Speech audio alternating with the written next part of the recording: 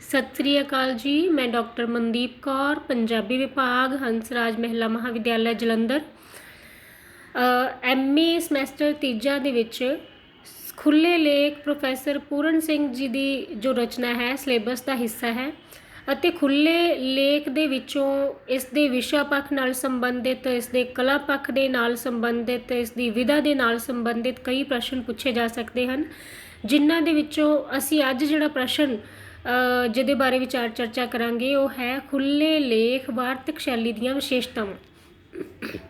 ਵਾਰਤਕ ਸ਼ੈਲੀ ਦੀਆਂ ਵਿਸ਼ੇਸ਼ਤਾਵਾਂ ਨੂੰ ਵਿਚਾਰ ਚਰਚਾ ਦਾ ਵਿਸ਼ਾ ਬਣਾਉਣ ਤੋਂ ਪਹਿਲਾਂ ਇਹ ਜਾਣਨਾ ਬਹੁਤ ਜ਼ਰੂਰੀ ਹੈ ਕਿ ਸ਼ੈਲੀ ਕਿਹਨੂੰ ਕਹਿੰਦੇ ਆ। ਸ਼ੈਲੀ ਨੂੰ ਅੰਗਰੇਜ਼ੀ ਵਿੱਚ ਕਹਿੰਦੇ ਨੇ ਸਟਾਈਲ, ਔਰ ਕਿਸੇ ਵੀ ਰਚਨਾ ਵਿੱਚ ਲੇਖਕ ਦੇ ਨਿੱਜ ਦੀ ਛਾਪ ਅਤੇ ਬਾਕੀ ਲੇਖਕਾਂ ਨਾਲੋਂ ਵੱਖਰੀ ਪਹਿਚਾਣੀ ਜਾ ਸਕਣ ਵਾਲੀ ਨੁਹਾਰ ਸ਼ੈਲੀ ਹੈ। ਆਪਣੇ ਭਾਵਾਂ ਅਤੇ ਵਿਚਾਰਾਂ ਦੀ ਠੀਕ ਠੀਕ ਅਭਿਵਿਅੰਜਨਾ ਕਰ ਸਕਣ ਵਾਲੇ ਲੇਖਕ ਨੂੰ ਵਧੀਆ ਸ਼ੈਲੀਕਾਰ ਕਿਹਾ ਜਾ ਸਕਦਾ ਹੈ।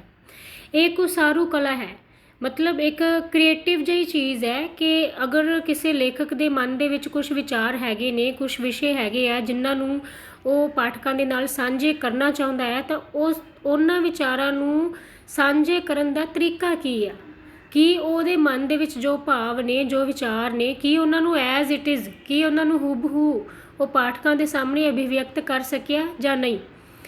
ਔਰ ਉੱਚਤਮ ਵਾਰਤਕ ਸ਼ੈਲੀ ਦੇ ਪ੍ਰਮੁੱਖ ਗੁਣ ਕੀ ਹੁੰਦੇ ਆ? ਸਪਸ਼ਟਤਾ, ਸਹਿਜਤਾ, ਸੁਭਾਵਿਕਤਾ, ਸੰਗਠਿਤਤਾ, ਸੰਜਮਤਾ, ਨਿਡਰਤਾ, ਸ਼ਕਤੀ ਤੇ ਖੁੱਲ੍ਹਾ ਵਹਾਅ। ਕੁਛ ਇਹੋ ਜਿਹੀਆਂ ਚੀਜ਼ਾਂ ਨੇ, ਮਤਲਬ ਜਦੋਂ ਅਸੀਂ ਆਪਣੇ ਭਾਵਾਂ ਵਿਚਾਰਾਂ ਨੂੰ ਪ੍ਰਗਟ ਕਰਨਾ ਤਾਂ ਉਹਨਾਂ ਦੇ ਵਿੱਚ ਇੱਕ ਮੌਲਿਕਤਾ ਹੋਣੀ ਜ਼ਰੂਰੀ ਹੈ, ਇੱਕ ਸਰਲਤਾ ਹੋਣੀ ਜ਼ਰੂਰੀ ਹੈ, ਸਪਸ਼ਟਤਾ ਹੋਣੀ ਜ਼ਰੂਰੀ ਹੈ, ਤਾਂ ਜੋ ਪਾਠਕ ਉਸ ਚੀਜ਼ ਨੂੰ, ਉਸ ਵਿਸ਼ੇ ਨੂੰ, ਉਹਨਾਂ ਵਿਚਾਰਾਂ ਨੂੰ ਠੀਕ ਤਰ੍ਹਾਂ ਸਮਝ ਸਕੇ। ਖੁੱਲ੍ਹੇ ਲੇਖ ਜੋ ਪੁਸਤਕ ਹੈ ਪ੍ਰੋਫੈਸਰ ਪੂਰਨ ਸਿੰਘ ਦੁਆਰਾ ਰਚੀ ਗਈ ਹੈ, ਇਸ ਵਾਰਤਕ ਰਚਨਾ ਦੀਆਂ ਕੁਝ ਵਿਸ਼ੇਸ਼ਤਾਵਾਂ ਹਨ, ਜਿਨ੍ਹਾਂ ਦੇ ਵਿੱਚੋਂ ਅਸੀਂ ਸਭ ਤੋਂ ਪਹਿਲੀ ਵਿਸ਼ੇਸ਼ਤਾ ਹੈ ਜੀ ਸੁਹਜਾਤਮਕ ਸ਼ੈਲੀ। ਸੁਹਜਾਤਮਕ ਸਾਹਿਤ ਤੋਂ ਭਾਵ ਹੈ ਜਿਸ ਨੂੰ ਪੜ੍ਹ ਕੇ ਆਨੰਦ ਦੀ ਪ੍ਰਾਪਤੀ ਹੋਵੇ। ਖੁੱਲ੍ਹੇ ਲੇਖ ਵਿੱਚ ਪਾਠਕ ਦੇ ਸੁਹਜ ਦੀ ਤ੍ਰਿਪਤੀ ਤਾਂ ਹੁੰਦੀ ਹੈ, ਇਹ ਵੀ ਪਤਾ ਲੱਗਦਾ ਹੈ ਕਿ ਪ੍ਰੋਫੈਸਰ ਪੂਰਨ ਸਿੰਘ ਦਾ ਵਲਵਲਿਆਂ ਭਰਪੂਰ ਮਨ ਜੋ ਧਰਤੀ ਨਾਲੋਂ ਅਦ੍ਰਿਸ਼ ਸੰਸਾਰ ਵਿੱਚ ਵਿਚਰਦਾ ਹੈ, ਸੁਹਜ ਪ੍ਰਤੀ ਕਿੰਨਾ ਚੇਤਨ ਹੈ। ਔਰ ਇਹ ਜਿਹੜੀ ਸੁਹਜਾਤਮਕ ਸ਼ੈਲੀ ਹੈ ਜਿਹਦੇ ਵਿੱਚੋਂ ਸਾਨੂੰ ਆਨੰਦ ਦੀ ਪ੍ਰਾਪਤੀ ਹੁੰਦੀ ਆ, ਉਸ ਦੀ ਉਦਾਹਰਨ ਸਾਨੂੰ ਕਿਸੇ ਇੱਕ ਨਹੀਂ ਬਲਕਿ ਕਈ ਲੇਖਾਂ ਦੇ ਵਿੱਚੋਂ ਮਿਲ ਜਾਂਦੀ ਹੈ। ਅਸੀਂ ਉਦਾਹਰਨ ਲੈ ਰਹੇ ਹਾਂ ਪੰਜਾਬੀ ਸਾਹਿਤਯ ਪਰ ਕਟਾਖੀ ਲੇਖ ਜੋ ਉਹਨਾਂ ਨੇ ਲਿਖਿਆ ਹੈ, ਉਹਦੇ ਵਿੱਚੋਂ ਲਿਖਦੇ ਆ, ਸੁਹਜਾਤਮਕ ਸ਼ੈਲੀ ਦੀ ਉਦਾਹਰਨ ਹੈ ਜੀ, ਕਹਿੰਦੇ ਆ ਸੁੰਦਰਤਾ ਵਿੱਚ ਇਲਾਹੀ ਜਲਵਾ ਹੈ, ਇਹ ਕਦੇ ਤੇਰੇ ਚੰਦ ਵਿੱਚੋਂ ਝਾਤੀਆਂ ਮਾਰਦੀ ਹੈ ਤੇ ਕਦੇ ਵਹਿੰਦੇ ਪਾਣੀਆਂ 'ਚੋਂ ਝਾਕੇ ਦਿੰਦੀ ਹੈ, ਕਦੇ ਪਹਾੜਾਂ ਵਿੱਚੋਂ ਉਮੜ ਉਮੜ ਪੈਂਦੀ ਹੈ। ਸੋ ਇੱਕ ਸੁਹਜਾਤਮਕਤਾ ਹੈ, ਜਿਹੜੀ ਸੁਹਜ ਸ਼ੈਲੀ ਹੈ ਜਿਹਦੇ 'ਚੋਂ ਆਨੰਦ ਦੀ ਪ੍ਰਾਪਤੀ ਹੁੰਦੀ ਹੈ, ਉਹ ਸਾਨੂੰ ਇਸ ਪੁਸਤਕ ਵਿੱਚ ਵੇਖਣ ਨੂੰ ਮਿਲਦੀ ਹੈ। ਅਗਲਾ ਪੁਆਇੰਟ ਹੈ ਜੀ ਬੌਧਿਕਤਾ ਅਤੇ ਕਲਪਨਾ ਦਾ ਸੁਮੇਲ। ਪ੍ਰੋਫੈਸਰ ਪੂਰਨ ਸਿੰਘ ਦੀ ਵਾਰਤਕ ਵਿੱਚ ਬੌਧਿਕਤਾ ਅਤੇ ਕਲਪਨਾ ਦਾ ਇੱਕ ਸੁਮੇਲ ਵੇਖਣ ਨੂੰ ਮਿਲਦਾ ਹੈ, ਇੱਕ ਮਿਸ਼ਰਣ ਵੇਖਣ ਨੂੰ ਮਿਲਦਾ ਹੈ। ਪ੍ਰੋਫੈਸਰ ਪੂਰਨ ਸਿੰਘ ਰੋਮਾਂਸਵਾਦੀ ਹੋਣ ਕਾਰਨ, ਕਲਪਨਾ ਅਤੇ ਗਿਆਨਵਾਨ ਹੋਣ ਕਾਰਨ ਬੌਧਿਕਤਾ, ਇਹਨਾਂ ਦੋਨਾਂ ਦੇ ਸੁਮੇਲ ਨੂੰ ਆਪਣੀ ਵਾਰਤਕ ਰਚਨਾ ਦੇ ਵਿੱਚ ਬਰਕਰਾਰ ਰੱਖਦੇ ਆ। ਕੋਈ ਸੰਵੇਦਨਸ਼ੀਲ ਅਤੇ ਤਜਰਬੇਕਾਰ ਲੇਖਕ ਹੀ ਇਹਨਾਂ ਦੋਨਾਂ ਚੀਜ਼ਾਂ ਦੇ ਸੁਮੇਲ ਨੂੰ ਸਹੀ ਰੂਪ ਦੇ ਵਿੱਚ ਪੇਸ਼ ਕਰ ਸਕਦੇ ਆ।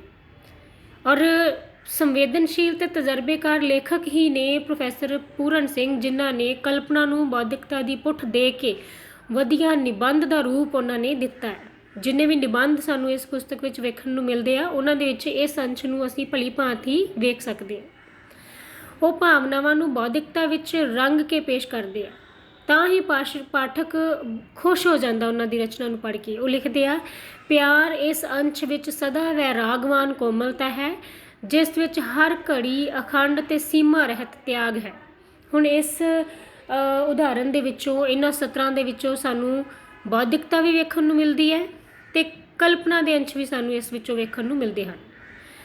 ਨੈਕਸਟ ਹੈ ਜੀ ਵਿਚਾਰਾਂ ਦੀ ਵਿਆਖਿਆ ਤੇ ਵਿਸ਼ਲੇਸ਼ਣ।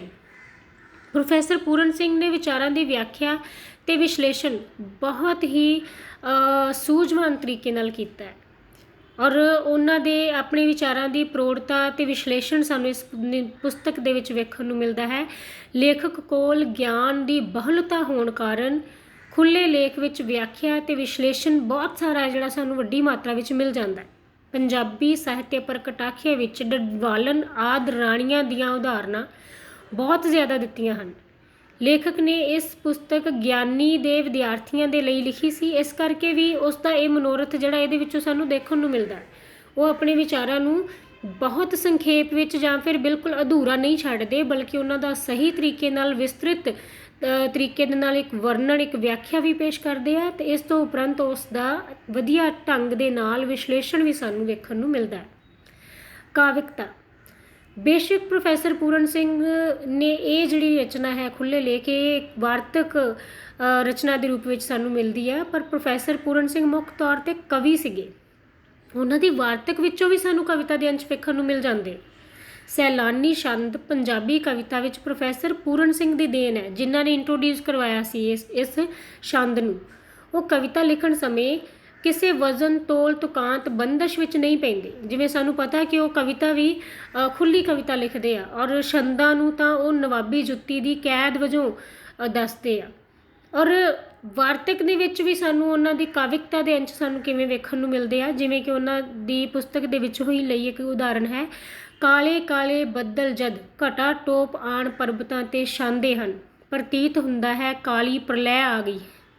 ਸੋ ਇਸ ਪ੍ਰਕਾਰ ਜਜ਼ਬਾਤਾਂ ਦੇ ਵੇਗ ਵਿੱਚ ਉਹ ਆਪਣੇ ਵਿਚਾਰਾਂ ਨੂੰ ਪੇਸ਼ ਕਰਦੇ ਆ ਅਤੇ ਕਾਵਮਈ ਸ਼ੈਲੀ ਵਾਲਾ ਇੱਕ ਸਫਲ ਵਾਰਤਕਕਾਰ ਪ੍ਰੋਫੈਸਰ ਪੂਰਨ ਸਿੰਘ ਨੂੰ ਕਿਹਾ ਜਾ ਸਕਦਾ ਹੈ। ਪ੍ਰਸ਼ਨੋਤਰੀ ਸ਼ੈਲੀ ਪਾਠਕ ਦੇ ਮਨ ਦੇ ਵਿੱਚ ਉਤਸੁਕਤਾ ਪੈਦਾ ਕਰਨਾ, ਪ੍ਰਸ਼ਨ ਪੈਦਾ ਕਰਨਾ, ਔਰ ਉਹ ਆਪਣੇ ਹੀ ਵਿਚਾਰਾਂ ਦੇ ਅੱਗੇ ਪ੍ਰਸ਼ਨ ਚਿੰਨ੍ਹ ਲਗਾ ਕੇ ਫਿਰ ਉਹਨਾਂ ਦੇ ਹੱਲ ਲੱਭਣ ਦੀ ਕੋਸ਼ਿਸ਼ ਕਰਦੇ ਆ, ਫਿਰ ਉੱਤਰ ਦੇ ਕੇ ਵਿਚਾਰਾਂ ਨੂੰ ਸਪਸ਼ਟ ਵੀ ਕਰਦੇ ਆ। ਬਹੁਤ ਸਾਰੇ ਇਹੋ ਜਿਹੇ ਸਾਨੂੰ ਨਿਬੰਧ ਮਿਲ ਜਾਂਦੇ ਆ ਜਿਨ੍ਹਾਂ ਦੇ ਵਿੱਚ ਇਹ ਪ੍ਰਸ਼ਨ ਵੇਖਣ ਨੂੰ ਮਿਲਦੇ ਆ। ਕੀਰਤ ਤੇ ਮਿੱਠਾ ਬੋਲਣਾ ਨਿਬੰਧ ਵਿੱਚ ਲਿਖਿਆ ਕਿ ਕਦ ਬਣੀ ਦੁਨੀਆ, ਕਿਸ ਬਣਾਈ, ਕੌਣ ਹੈ, ਕੋਈ ਕਿੱਥੇ ਹੈ, ਕਿੱਧਰੋਂ ਆਇਆ, ਕਿੱਧਰ ਜਾਸੀ, ਕੀ, ਇੱਧਰ, ਕਿੱਥੇ, ਕਿਉਂ। ਬਸ ਇਹ ਬਿਜਲੀ ਵਾਂਗ ਪੈਂਦੇ ਸਵਾਲਾਂ ਦਾ ਜਵਾਬ ਨਹੀਂ ਦੇ ਸਕਦਾ ਅਤੇ ਮਾਰਿਆ ਜਾਂਦਾ ਹੈ। ਇਹ ਸਾਰੇ ਪ੍ਰਸ਼ਨ ਉਹਨੇ ਆਪਣੀ ਨਿਬੰਧ ਦੇ ਵਿੱਚ ਪੁੱਛਦੇ ਨੇ ਅਤੇ ਬਾਅਦ ਵਿੱਚ ਇਹਨਾਂ ਦਾ ਉੱਤਰ ਦੇ ਕੇ ਇਹਨਾਂ ਨੂੰ ਸਪਸ਼ਟ ਵੀ ਕਰਦੇ ਆ।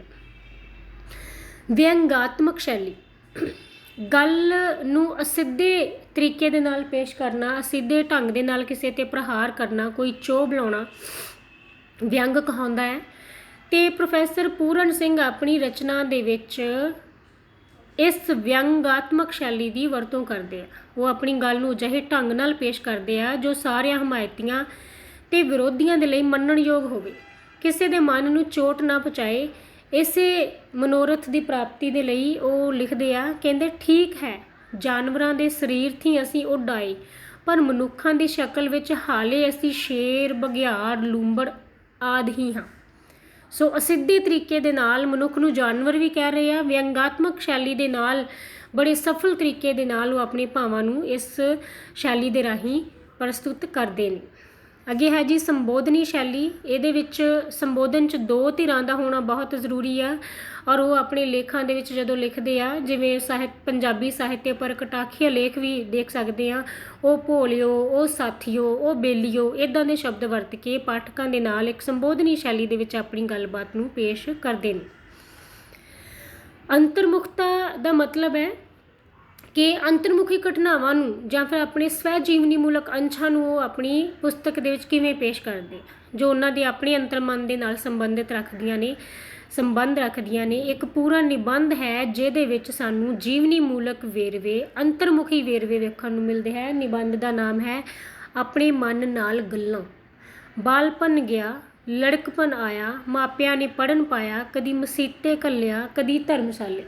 ਸੋ ਇਹੋ ਜਿਹੀਆਂ ਉਦਾਹਰਨਾਂ ਸਾਨੂੰ ਵੇਖਣ ਨੂੰ ਮਿਲਦੀਆਂ ਨੇ। ਅਗਲਾ ਪੁਆਇੰਟ ਹੈ ਉਪਦੇਸ਼ਾਤਮਕ ਸ਼ੈਲੀ। ਉਪਦੇਸ਼ਾਤਮਕ ਸ਼ੈਲੀ ਦਾ ਮਤਲਬ ਹੁੰਦਾ ਜਿਸ ਚੀਜ਼ ਦੇ ਵਿੱਚ ਕੋਈ ਉਪਦੇਸ਼ ਦਿੱਤਾ ਗਿਆ ਹੋਵੇ। ਜਦੋਂ ਲੇਖਕ ਸਰਬ ਗਿਆਤਾ ਬਣ ਜਾਂਦਾ ਹੈ ਤਾਂ ਉਸ ਦੇ ਬਿਆਨ ਦੇ ਵਿੱਚੋਂ ਇੱਕ ਉਪਦੇਸ਼ ਝਲਕਦਾ ਹੈ।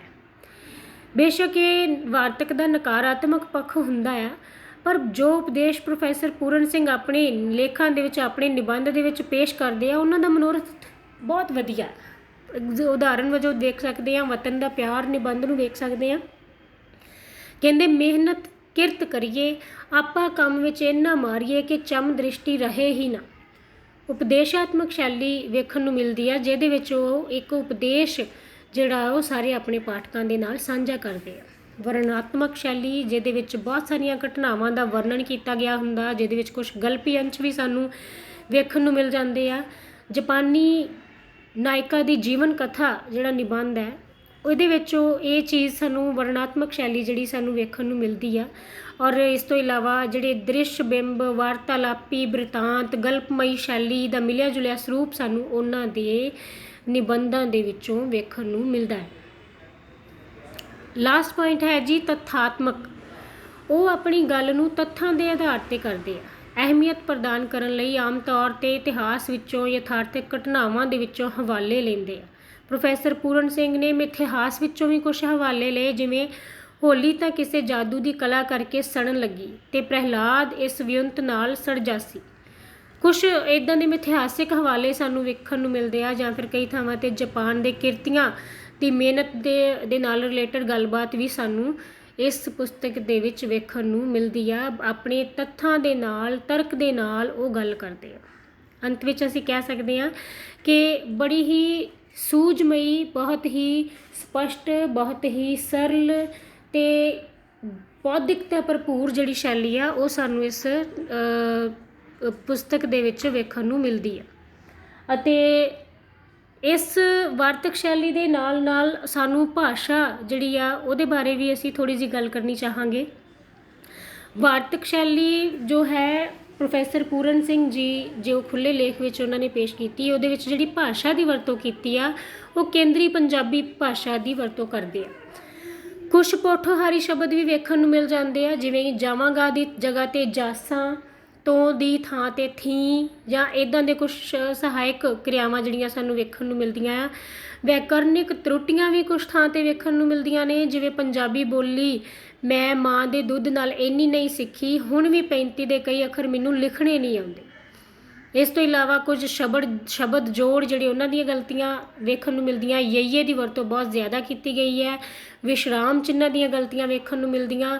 ਔਰ ਪੈਰਿਆਂ ਦੀ ਗੱਲ ਕੀਤੀ ਜਾਏ ਤਾਂ ਬਹੁਤ ਵੱਡੇ 3 ਤੋਂ 4 ਸਫ਼ਿਆਂ ਦੇ ਵਿੱਚ ਪੈਰੇ ਸਾਨੂੰ ਵੇਖਣ ਨੂੰ ਮਿਲਦੇ ਆ। ਸੋ ਇਹ ਪੈਰਿਆਂ ਦੀ ਗਲਤ ਵੰਡ ਸਾਨੂੰ ਲੱਗਦੀ ਆ ਕਿ ਇਹਦੇ ਵਿੱਚ ਪਾਈ ਗਈ ਹੈ। ਜਿਵੇਂ ਕਿ ਅਲੰਕਾਰੀ ਭਾਸ਼ਾ ਦੀ ਗੱਲ ਕੀਤੀ ਜਾਏ ਤਾਂ ਕੁਦਰਤ ਦੇ ਉਹ ਕਾਵ ਟੁਕੜੇ ਜਿੱਥੇ ਉਹ ਆਪਣਾ ਆਤਮ ਸੁਹਾਵਣਾ ਰਾਗ ਗਾਉਂਦੀ ਹੈ। ਕਾਲੇ ਬੱਦਲ ਵਿੱਚ ਸੁੱਤੇ ਬਿਜਲੀ ਦੇ ਸ਼ਰਾਰੇ, ਦੇਵਦਾਰਾਂ ਤੇ ਚੀਲਾਂ ਦੇ ਜੰਗਲਾਂ ਦੀ ਬਲਵਾਨ ਚੁੱਪ, ਇਹ ਜਿਹੜਾ ਪੈਰਾ ਇਹ ਬਹੁਤ ਲੰਬਾ ਚੱਲਦਾ ਹੈ। ਇਸ ਤੋਂ ਇਲਾਵਾ ਅੰਗਰੇਜ਼ੀ ਦੇ, ਉਰਦੂ, ਫਾਰਸੀ, ਸੰਸਕ੍ਰਿਤ ਦੇ ਕੁਝ ਸ਼ਬਦ ਸਾਨੂੰ ਇਸ ਵਿੱਚ ਵੇਖਣ ਨੂੰ ਮਿਲਦੇ ਆ। ਗੁਰਮਤਿ ਸ਼ਬਦਾਵਲੀ ਸਾਨੂੰ ਦੇਖਣ ਨੂੰ ਮਿਲਦੀ ਆ। ਅੰਗਰੇਜ਼ੀ, ਉਰਦੂ, ਫਾਰਸੀ, ਸੰਸਕ੍ਰਿਤ ਦੇ ਕੁਝ ਸ਼ਬਦਾਂ ਦੀਆਂ ਉਦਾਹਰਨਾਂ ਤੁਸੀਂ ਇਹਦੇ ਵਿੱਚ ਦੇਖ ਸਕਦੇ ਹੋ। ਔਰ ਸਾਰੇ ਖੁੱਲ੍ਹੇ ਲੇਖ ਰਚਨਾ ਦੀ ਗੱਲ ਕੀਤੀ ਜਾਏ ਤਾਂ ਇਸ ਦੀ ਵਾਰਤਕ ਸ਼ੈਲੀ ਅਤੇ ਭਾਸ਼ਾ ਸ਼ੈਲੀ ਨਾਲ ਸੰਬੰਧਿਤ ਵਿਚਾਰ ਚਰਚਾ ਹੁਣ ਅਸੀਂ ਇਸ ਲੈਕਚਰ ਦੇ ਵਿੱਚ ਕੀਤੀ ਆ। ਉਮੀਦ ਕਰਦੀ ਹਾਂ ਕਿ ਤੁਹਾਨੂੰ ਸਮਝ ਆਈ ਹੋਏਗੀ। ਥੈਂਕ ਯੂ, ਸ਼ੁਕਰੀਆ, ਧੰਨਵਾਦ।